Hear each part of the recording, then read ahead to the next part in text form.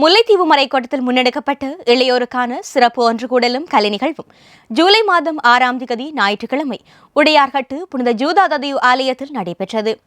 Jubilee ஆண்டில் இயேசுவின் கரம் பற்றி முழு மனித ஆளுமை வளர்ச்சியை நோக்கிய பயணத்தில் இளையோரை வழிபடுத்தும் நோக்கில் முல்லைத்தீவு மறைக்கோட்ட இளையோர் ஒன்றிய இணைப்பாளர் அருட்தந்தை அல்வின் கிருபாகரன் அவர்களின் ஒழுங்குபடுத்தலில் ஒன்றிய தலைவர் செல்வன் லொசான் அவர்களின் தலைமையில் காலை முதல் மாலை வரை நடைபெற்ற இந்நிகழ்வில் வழிபாடுகளும் கலை நிகழ்வுகளும் கருத்துரைகளும் கருத்தமர்வும் இடம்பெற்றன.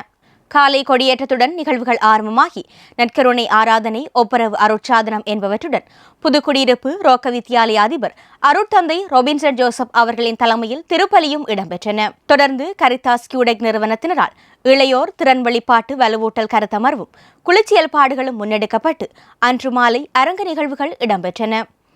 அரங்க நிகழ்வுகளில் இளையோரால் நடனம், பாடல்கள், வில்லுப்பாட்டு என்பவற்றுடன் சிறப்பு நிகழ்வாக யாழ்மறை மாவட்ட இளையோர் ஒன்றிய கலைக்குழுவால் மகிழ்வோடு கொடுத்திடு எனும் சிறப்பு நாடகமும் மேடையேற்றப்பட்டதுடன் மறைக்கோட்ட பங்கு இளையோரிடையே முன்னெடுக்கப்பட்ட துடுப்பாட்ட போட்டியில் வெற்றி பெற்றவர்களுக்கான வெற்றி கிண்ணமும் வழங்கி வைக்கப்பட்டது.